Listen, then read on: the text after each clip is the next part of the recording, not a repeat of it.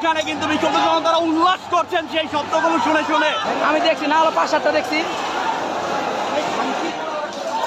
The daily star পত্রিকার office কিন্তু এই মুহূর্তে ভাঙচুর করছে বিক্ষুব্ধ জনতা। ওসমান হাদির মৃত্যুর খবর শোনার পর দ্য ডেইলি স্টার পত্রিকার অফিস ভাঙচুর করছে রাজধানীর কারণ বাজারে বিক্ষুব্ধ জনতারা, এবং দ্য ডেইলি স্টার পত্রিকার অফিসের ভিতরে কিন্তু এই মুহূর্তে একটি বৈদ্যুতিক ট্রান্সমিটার ব্লাস্ট হচ্ছে।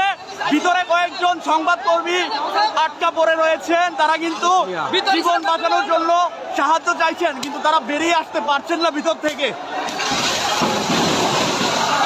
একের পর এক ট্রান্সমিটার এবং বিভিন্ন gas cylinder,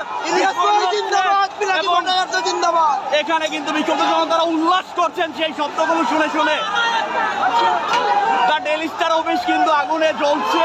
the daily star অফিসের উপরের সমস্ত কিছু জ্বালিয়ে দেওয়া হয়েছে। দৈনিক ডেইলি স্টার পত্রিকার প্রধান কার্যালয়ের ভিতরে কিন্তু আগুন দাও দাও করে জ্বলছে। ভিতরে বিভিন্ন জিনিস বিস্ফোরণ হচ্ছে এবং পাশের ভবনেও কিন্তু আগুন ছড়িয়ে পড়েছে।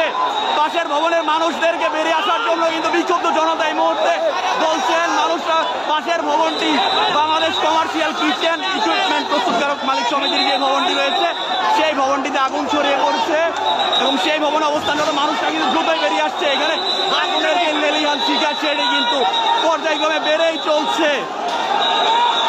এবং দৈনিক ডেইলি স্টার পত্রিকার যে সমস্ত কর্মকর্তা এবং যে সমস্ত সংবাদকর্মীরা অফিসের ভিতরে আটকা পড়ে রয়েছেন তারা কিন্তু বাইরে বেরিয়ে আসতে পারছেন না আগুনকে অতিক্রম করে, কারণ নিচে বিক্ষুব্ধ জনতার অবস্থান করছে।